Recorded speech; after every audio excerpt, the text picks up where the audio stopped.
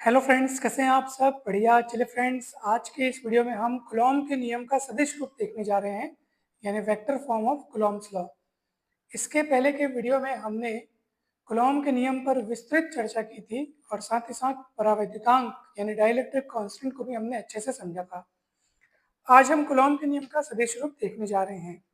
जैसे कि आप चित्र में देख सकते हैं, ये मूल बिंदु O है और यहाँ पर आपको बिंदु P और बिंदु Q, दो बिंदु आपको नजर आ रहे हैं।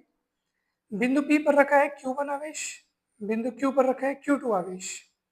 बिंदु P और बिंदु Q दोनों ही बिंदुओं के मूल बिंदु के सापेक्ष स्थिति सदिश क्रमशः r1 वेक्टर और r2 वेक्टर है।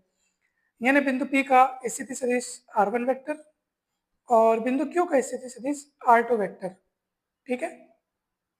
अब देखिए, बिंदु P पर उपस्थित जो आवेश Q1 है, वो आवेश इस Q2 आवेश को, ठीक है, ये Q2 आवेश है, इसको जो बल लगाएगा वो है F21। F21 तो जैसे हम लिखेंगे ना F21, तो आप समझ जाइएगा दूसरे आवेश पर पहले आवेश के द्वारा लगाया गया बल, यानी कि Q2 आवेश पर Q1 आवेश के द्वारा लगाया गया बल, यानी कि ये वो बल है जो Q1 Q2 पे लगा रहे हैं। तो जिस पे लगाया जा रहा है उसका क्रमांक पहले लिखा है। जैसे F21 लिखा है, मतलब Q2 पर Q1 के द्वारा जितना बल लगाया जा रहा है उसको हम F21 वेक्टर से व्यक्त कर रहे हैं। ठीक वैसे ही आप इसका मतलब क्या समझेंगे? Q1 आवेश पर Q2 आवेश के द्वारा जो बल लगाया जा रहा है वो F12 वेक्टर, इसलिए हम इसकी दिशा देखो इधर दी है। ठीक है, यानी कि ये वो वेक्टर है, यानी कि ये वो डायरेक्शन है जिस डायरेक्शन में Q2 जो है वो Q1 पर बल लगा रहा है। ऐसा यहाँ पे आगे चल करके हम लोग ये देखेंगे कि वो कंडीशंस क्या है, उन पर हम लोग बात करेंगे कि दोनों आवेशों का नेचर क्या है, प्रकृति क्या है।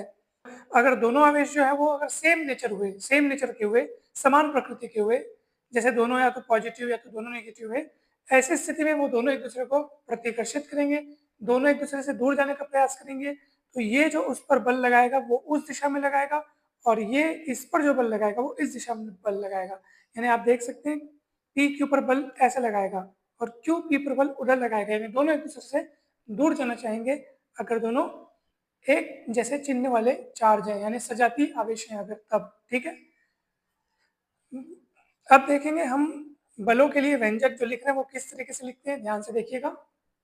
अब कूलॉम के नियम की मदद से हम ये देखना चाह रहे हैं कि बिंदु P पर उपस्थित जो Q1 आवेश है वो बिंदु Q पर उपस्थित Q2 आवेश पर कितना बल लगाएगा, यानी Q1 द्वारा Q2 आवेश पर लगाया गया बल। ठीक है, तो उसको हम कैसे लिखेंगे? F21 से लिखेंगे, क्योंकि Q2 आवेश पर Q1 आवेश के द्वारा लगाए गए बल को हम लोग F21 वेक्टर से व्यक्त करते हैं और कूलॉम के नियम के द्वारा इसका व्यंजक दिया जाएगा 1/4 पे एप्सिलॉन 0 Q1 Q2 बाई दोनों के बीच की दूरी का वर्ग। तो यहाँ हम लेंगे R21, जैसे F21 है तो R21 लेंगे, R21 स्क्वायर, परंतु ये बल सदिश राशि है, यहाँ पे वेक्टर फॉर्म में हमने लिखा है तो इसकी डायरेक्शन लिखनी होगी। तो आप देख सकते हैं F21 की डायरेक्शन जो होगी वो R21, ये देखो इस तरीके से, यानी कि जिस दिशा में R21 वेक्टर है उसी दिशा में, ये देखो ये कैप लिखा है ना, R21 कैप लिखा है, मतलब ये डायरेक्शन को बता रहा है। किसका डायरेक्शन? R21 का डायरेक्शन, जो कि इस तरफ है, आप देख सकते हो उसका तीर का निशान। और तो और आप R21 सदिश अगर आप निकालना चाहते हैं कि सर ये R21 वेक्टर की वैल्यू क्या होगी, तो इसको भी आप आसानी से निकाल सकते हैं। R21 वेक्टर का मतलब ये होगा, है ना भाई, R21 वेक्टर अगर आपको चाहिए तो ये देखो इस किधर है दिशा इसकी, ये इधर है, ये देखो ये इधर, मतलब ये PQ सदिश की बात चल रही है। ठीक है, देखो ये R21 वेक्टर है, ये आपको दिशा दिख रहा है जो P से Q की ओर जा रहा है, इसलिए R21 वेक्टर मतलब PQ वेक्टर।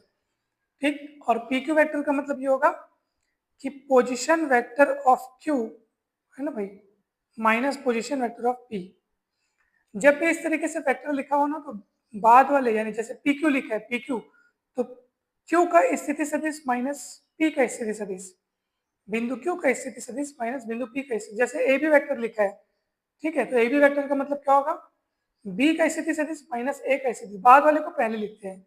जैसे AB है तो ये वाला इसका स्थिति सदिश पहले आएगा, माइनस करके इसका स्थिति सदिश आएगा। तो यहाँ पे पोजीशन वेक्टर है ना, इसीलिए सर इसको हम लोग इंग्लिश में बोलते हैं पोजीशन वेक्टर। तो position vector of Q minus position vector of P. तो पोजीशन वेक्टर ऑफ क्यू क्या है, तो देखो ये क्यू है और मूल बिंदु के सापेक्ष, पोजीशन वेक्टर मतलब उसको मूल बिंदु के सापेक्ष नापेंगे, ठीक है। तो मूल बिंदु के सापेक्ष इसका पोजीशन वेक्टर है R2। तो पोजीशन वेक्टर ऑफ क्यू हो जाएगा R2 वेक्टर, और पोजीशन वेक्टर ऑफ पी जो कि आपको चित्र में कितना दिख रहा है R1 वेक्टर, ये ऐसा, ठीक। तो ये R21 वेक्टर मतलब R2 vector minus R1 vector. अब आप बोलेंगे ये कैप क्या है, वास्तव में जब आप अगर आपको R2 कैप चाहिए तो R21 वेक्टर में से R21 वेक्टर का मॉड्यूलस को अगर आप डिवाइड कर दें, मॉड्यूलस बोलने का मतलब ये है कि उसकी वैल्यू यानी वो लंबाई, ठीक है। ये जैसे R21 वेक्टर बोला मैंने, तो यहाँ से यहाँ तक की जो लंबाई है ना PQ, इसको बोलेंगे R21 वेक्टर का मॉड्यूलस, यानी वो लंबाई, उसका मापांक, उसका मैग्नीट्यूड। तो इस तरीके से हमको ये मिलता है, किसी भी वेक्टर में उसके मॉड्यूलस का, मैग्नीट्यूड का अगर आप डिवाइड करते हैं तो आपको मिलता है यूनिट वेक्टर, यानी उस वेक्टर के डायरेक्शन को ये बयां करते हैं, ठीक है। तो अब आपको ये अच्छे से समझ में आ रहा होगा। तो ये अभी आपने क्या निकाला, ये आपने निकाला कि Q2 पर कितना बल लग रहा है Q1 के कारण, Q1 के द्वारा, ठीक। इसी तरह से आप है इसको इक्वेशन नंबर 1 देते हैं। उसके बाद हम निकालना चाह रहे हैं कि Q1 पर कितना बल लग रहा है Q2 के द्वारा, तो उसको अपन लिखेंगे F12। तो F12 वेक्टर मतलब Q1 पर Q2 के द्वारा लगाया गया बल, तो ये आ जाएगा 1/4 पे एप्सिलॉन 0 Q1 Q2, जैसे ये 12 है तो R12 इस तरीके से आएगा, क्योंकि देखो ये बल कौन लगा रहा है Q1 पर, कौन लगा रहा है ना भाई, Q1 चार्ज पर लगा रहा है बल, कौन लगा रहा है ये Q2 चार्ज, तो Q1 से Q2 उस दिशा में है, तो इसलिए R12 उस दिशा में आपको दिखाई दे रहा है, इसलिए हमने यहाँ पे R12 का वर्ग लिखा है और वहाँ पे इसकी डायरेक्शन आ जाएगी, उस डायरेक्शन में हो गई, ठीक। जहाँ R12 कैप जो है वो इस बल की दिशा को बता रहा है, यानी कि जो Q से P की तरफ है। और अगर आप इसका मान निकालना चाहते हैं, इसका मान निकालना चाहते हैं तो ये होगा R12 vector upon R12 vector का मॉड। इस तरीके से होगा दोस्तों, कहीं पर भी कोई भी डाउट होगा तो आप पूछिएगा। अब देखो इसको अपन इक्वेशन नंबर 2 दे देते हैं। अब देखो जैसे R2 वेक्टर मतलब R2 vector minus R1 vector, ठीक वैसे ही R12 वेक्टर मतलब क्या होगा, R12 वेक्टर मतलब होगा R1 vector minus R2 vector, इस तरीके से, ठीक है। क्योंकि R12 मतलब होगा, R12 का डायरेक्शन देखो क्या है चित्र में, R12 का डायरेक्शन है Q से P, Q से P। तो वास्तव में R12 का जो डायरेक्शन होगा वो Q से P है, Q से P वेक्टर मतलब P का पोजीशन वेक्टर माइनस Q का पोजीशन वेक्टर, पहले P का लिखेंगे फिर Q का। तो P का पोजीशन वेक्टर आप देख सकते हैं चित्र में R1 वेक्टर है ना भाई, ये माइनस माइनस नहीं है ना, और फिर उसके बाद Q का पोजीशन वेक्टर R2। तो इस तरीके से आप देखेंगे कि R12 वेक्टर मतलब R1 vector minus R2 vector, उसी को हमने नीचे लिखा है। अब आपको ये क्लियर हो रहा होगा। इसका मतलब ये है कि R12 वेक्टर में अगर आप देखेंगे उसकी वैल्यू, तो अगर माइनस कॉमन निकलो तो ये R2 माइनस R1 हो जाएगा, पलटेंगे तो माइनस बाहर आ जाएगा, और R2 माइनस R1 ये तो अपना कौन है, R21 है, आप देख सकते हैं R2 माइनस R1 कौन है, R21 है। तो क्योंकि देखो ना R21 कौन है, R2 माइनस R1, और R12 कौन है, minus of R2 minus R1। तो यानी कि अगर आप ये देखो ये माइनस माइनस जस्ट करते रहने दो, और इस R2 माइनस R1 की जगह में आप रख सकते हो R21 वेक्टर, ये देखो यहाँ से सीधी सी बात है, आप देख सकते हैं बहुत सिंपल है दोस्तों, ठीक है। ये जो R21 वेक्टर का वैल्यू है ना, R2 vector minus R1 vector, ये वही चीज यहाँ पे नीचे में लिखा हुआ है, पलटेंगे इसको तो माइनस बाहर आएगा, और ये जो है वो R21 वेक्टर की वैल्यू है, यानी दोनों एक दूसरे के अपोजिट है। अब देखो इन दोनों में फर्क ही क्या है, सब तो सेम है, बस इसी का फर्क था, डायरेक्शन का फर्क था, और वो डायरेक्शन का पता चल गया अपने को कि दोनों डायरेक्शन एक दूसरे का अपोजिट है, माइनस आ रहा है मतलब अपोजिट है, ठीक है। तो ये आपको अच्छे से समझ में आ रहा होगा दोस्तों। अब देखो यहाँ पे चाहे तो आप ऐसे भी कर सकते हैं, जैसे आपको इसकी वैल्यू निकालनी हो तो R12 वेक्टर को आप लिख सकते हैं, R12 वेक्टर के लिए आप R12 कैप और इसको क्रॉस मल्टीप्लाई आप कर सकते हैं, ठीक है। तो उस वेक्टर का वैल्यू आ जाएगा। कहीं पर भी आपको डाउट नहीं होगा दोस्तों। ठीक है, तो चलिए अब हम आगे बढ़ते हैं। इसका मतलब ये है कि ये जो R21 कैप और R12 कैप दोनों के चिन्ह आपस में अपोजिट हैं, क्योंकि R12 वेक्टर और R21 वेक्टर अपोजिट है आपस में, है ना भाई। तो इसका मतलब ये है कि अगर मेरे को बाकी सब सेम सेम है, यानी F21 vector is equal to minus of F12 vector, क्योंकि सब सेम है, सिर्फ इन दोनों में बस माइनस का फर्क है, यानी दोनों की डायरेक्शन अपोजिट है, एक की डायरेक्शन उधर है, एक की डायरेक्शन इधर है। तो इतना आपको समझना है, कहीं पर भी कोई भी डाउट होगा तो आपको पूछना है दोस्तों।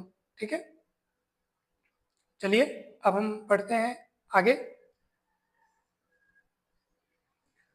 तो जैसे कि आपने समझा कि हमने माइनस चिन्ह क्यों लगाया, क्योंकि देखो सब चीज इक्वल है, सिर्फ ये जो R21 और R1 है ना, वो दोनों के चिन्ह एक दूसरे के अपोजिट है ना भाई। ये वेक्टर के रूप में आप देख रहे हैं, यहाँ कैप के रूप में लिखा है, मतलब आप देख सकते हैं फर्क किस बात का है, दोनों में केवल मैग्नीट्यूड के, अब मैग्नीट्यूड का डिवाइड कर दोगे हो जाएगा ना भाई। अब देखो जैसे आप देख सकते हैं ये R12 वेक्टर है, इसका मान क्या है, R12 वेक्टर का मान क्या है, तो भैया अगर आपको R12 वेक्टर चाहिए तो इसको क्रॉस मल्टीप्लाई करना पड़ेगा, तो R12 magnitude into R12 cap, तो ये R12 वेक्टर की वैल्यू निकल गई। चलिए फिर माइनस है, फिर R21 वेक्टर की वैल्यू चाहिए, तो R21 वेक्टर की वैल्यू यहाँ से निकालोगे इसको क्रॉस मल्टीप्लाई करके, तो R21 कैप और साथ में R21 का मैग्नीट्यूड, मैग्नीट्यूड कट जाएगा, क्यों बताऊँ, क्योंकि दोनों के मैग्नीट्यूड सेम है, P से Q तक की जो दूरी है ना, वही R21 वेक्टर का भी मैग्नीट्यूड है और R12 वेक्टर का भी मैग्नीट्यूड है। मैग्नीट्यूड मतलब दूरी, लंबाई, ठीक है, तो वो सेम सेम होने के नाते यहाँ से क्या हो गया, कट गया। अब कट गया तो क्या बचा आपके पास, ये दोनों इतना इक्वल इतना, लेकिन माइनस चिन्ह के साथ, इसलिए जब आप इसको इक्वेट करेंगे तो माइनस चिन्ह यहाँ पे लगा के करेंगे, यानी ये दोनों एक दूसरे के बराबर नहीं है, माइनस चिन्ह के साथ बराबर है, यानी किसी एक में माइनस लगाओगे तो वो दूसरे के बराबर होगा। ठीक है, या आप ऐसा सोचिए कि अगर ये R12 जो आपको दिख रहा है उसके स्थान पर मैं माइनस R21 रख सकता हूँ, ये देखो, तो आप रख के देखिए तो मतलब कितना आ रहा है, 1/4 Q1 Q2 by R12 square, और ये जो R12 कैप दिख रहे हैं ना, उसकी जगह पे माइनस ऑफ R21 कैप रख देते हैं। अब आप देखो ये पूरा का पूरा चीज कौन बन गया, F21 बन गया कि नहीं बन गया बताओ, माइनस आया ना सामने आखिर। तो वही हम कह रहे थे आपको कि F21 vector is equal to minus of F12 vector, सरल शब्दों में एकदम, या आप ऐसा भी कह सकते हैं कि F12 vector is equal to minus of F21 vector. यानी आप देख सकते हैं कि दोनों के बीच लगने वाला बल जो है, यानी कि ये इस पर जो बल लगा रहा है और वो इस पर जो बल लगा रहा है, वो दोनों परस्पर जो है, परस्पर विपरीत दिशा में है, लेकिन उनके मान बराबर है, तुल्य लेकिन विपरीत दिशा में है। और यही नियम जो है वो न्यूटन का तृतीय नियम है। तो न्यूटन की गति के तृतीय नियम से समरूपता दर्शाता है ये कूलॉम का नियम। ठीक है, और इसमें आपको क्या सीखने को मिला, और इसमें यह सीखने को मिला कि अगर दोनों चार्जेस लाइक हैं यानी सजाती हैं तो दोनों के बीच प्रतिकर्षण बल लगेगा, अर्थात ये जो इस पर बल लगाएगा वो इस दिशा में लगाएगा, यानी कि कुछ इस तरह F12 वेक्टर, और तो अगर दोनों चार्जेस सेम रहेंगे यानी कि दोनों प्लस प्लस या दोनों माइनस माइनस, तो ये इस पर बल लगाएगा इस दिशा में और ये इस पर बल लगाएगा इस दिशा में, यानी दोनों एक दूसरे को प्रतिकर्षित करेंगे। और अगर दोनों विजातीय आवेश हैं तो ये इस पर बल लगाएगा इस दिशा में, खींचेगा उसको, और ये इसको अपनी ओर खींचेगा, ऐसा। ठीक है, तो आप देख सकते हैं यानी Q1 पर Q2 की तरह लगाएगा बल F12 उस दिशा में लगेगा और वो उसको खींचेगा, यानी Q2 पर Q1 की तरह लगाएगा बल F21 इस दिशा में काम करेगा, ऐसा। ठीक है, तो ये कब होगा, जब दोनों विजातीय हैं यानी कि दोनों का गुणन लेस देन 0, और ये सजातीय यानी दोनों का गुणन ग्रेटर देन 0, क्योंकि दो धनात्मक संख्याएं या दोनों ऋणात्मक हो तब गुणनफल धनात्मक होता है, 0 से बड़ा होता है, और एक धन एक ऋण हो तो गुणनफल ऋणात्मक होता है। तो ये कूलॉम के नियम का सही स्वरूप है। हमें पूरी उम्मीद है कि आपको अच्छे से समझ में आया होगा। वीडियो अच्छा लगा हो तो लाइक करके चैनल को सब्सक्राइब जरूर करें और वीडियो को शेयर जरूर करें। जल्द ही मिलते हैं नेक्स्ट वीडियो में।